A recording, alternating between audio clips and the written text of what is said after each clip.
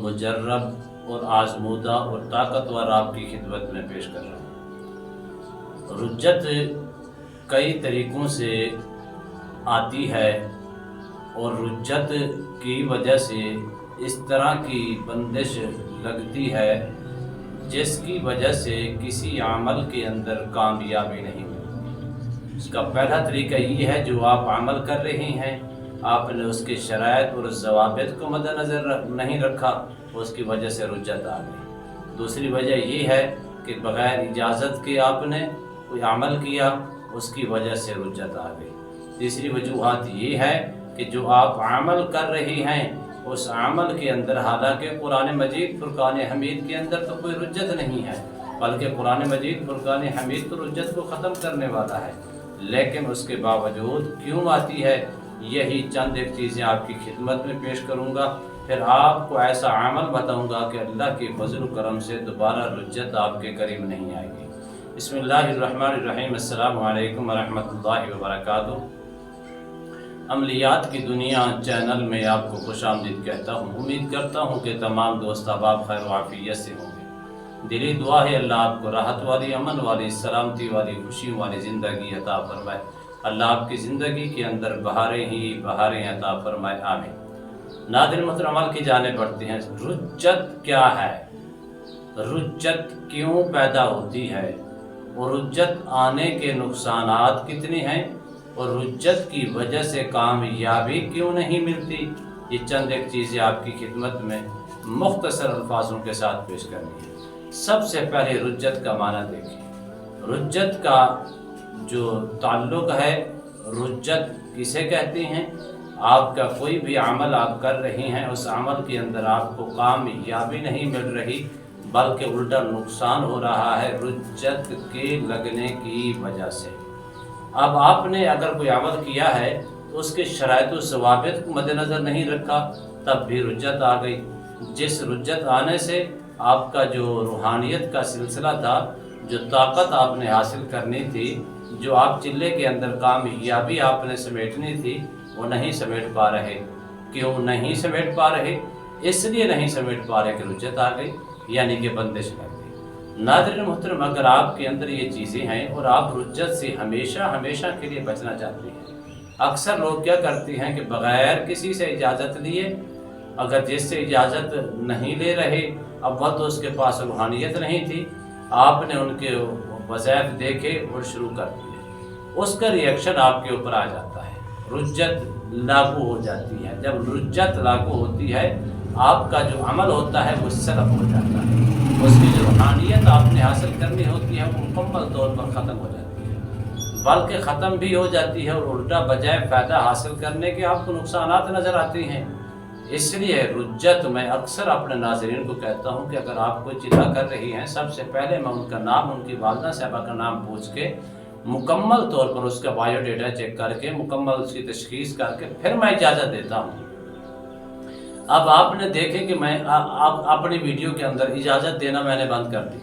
वजह क्या है? यही है कि सबसे पहले बंदे रब्ता करेंगे, उनसे पूछेंगे कि आखिर आपके ऊपर कोई रुज्जत या कोई बंदिश वगैरह तो नहीं है। अगर है तो फिर उसका इलाज उनको बताएंगे कि पहले आप ये इलाज करवा लें। मुआवजा करवाने के बाद अगर आप चिल्ला करेंगे या अमल करेंगे, उसमें कामयाबी मिलेगी आपको। तो नाज़रीन मोहतरम, अगर आप इससे बचना चाहते हैं, अगर आपकी किसी ने तशख़ीस करके आपको बता दिया है और रुज्जत है आपके ऊपर, बंदिश है आपके ऊपर, या वैसे इंसान को खुद भी महसूस हो जाता है। वो कैसे महसूस होता है कि एक चिल्ले से चिल्ला कर रहा है, एक दिन चिल्ला किया, 2 दिन चिल्ले किए, 3 दिन चिल्ले किए, चिल्ले पे चिल्ला ही हो रहा है, लेकिन उसके बावजूद भी कामयाबी क्यों नहीं मिल रही? उसकी वजह सिर्फ और सिर्फ आप खुद समझ सकते हैं कि रुज्जत की वजह से, बंदिश की वजह से कामयाबी नहीं मिली। अब आपने रोज़ाना की बुनियाद पर 2 तरीके आपको मैं बताऊँगा।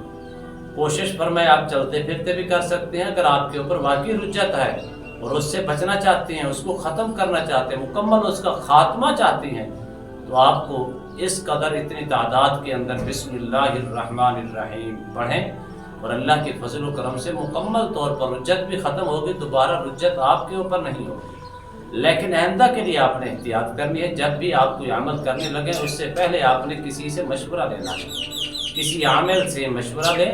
عامل سے، استاد کامل سے مشورہ لے کر اس کو مشورے کے تحت اپنی تشخیص کروا کے پھر عمل کریں گے تو اس میں آپ کو کامیابی ملے گی۔ اب آپ نے روزانہ کی بنیاد پر 1150 مرتبہ رجت ختم کرنے کی غرض سے آپ نے بسم اللہ الرحمن الرحیم پڑھنی ہے۔ جب آپ رجت ختم کرنے کی غرض سے 11 دن تک 1150 مرتبہ پڑھیں گے، 11 دنوں کے اندر مکمل طور پر رجت کا خاتمہ ہو جائے گا۔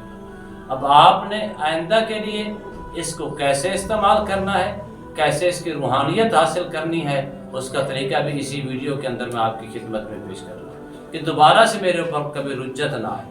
تو پھر آپ اس کو اپنی زندگی کا معمول بنا لیں، کم از کم 313 مرتبہ صبح اور 313 مرتبہ شام کو یہی بسم اللہ الرحمن الرحیم پڑھ کے رجت کے مکمل خاتمے کی نیت سے کہ دوبارہ میرے اوپر رجت بندش نہ آئے، اس نیت سے اپنی زندگی کا معمول بنا لیں۔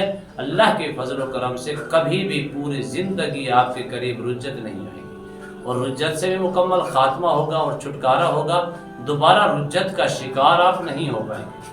اب عوام چاہتی ہے کہ ہمیں کوئی ایسا عمل ملے، کوئی ایسا انجیکشن ملے، کوئی ایسی کوئی گولی یا میڈیسن ملے جس کے کھانے سے، انجیکشن لگنے سے ایک لمحے کے لیے ہمارے سارے مسئلے حل ہو جائیں۔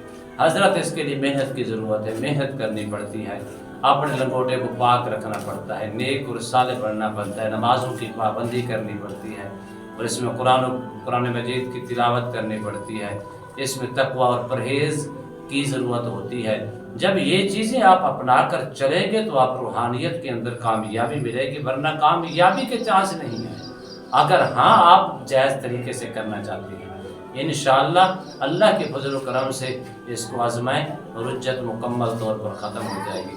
اللہ کی بارگاہ میں دعا ہے اللہ مجھے اور آپ کو بلکہ پوری امت مسلمہ کو کامیابیاں ہی کامیابیاں عطا فرمائے، آمین۔ السلام علیکم ورحمۃ اللہ وبرکاتہ۔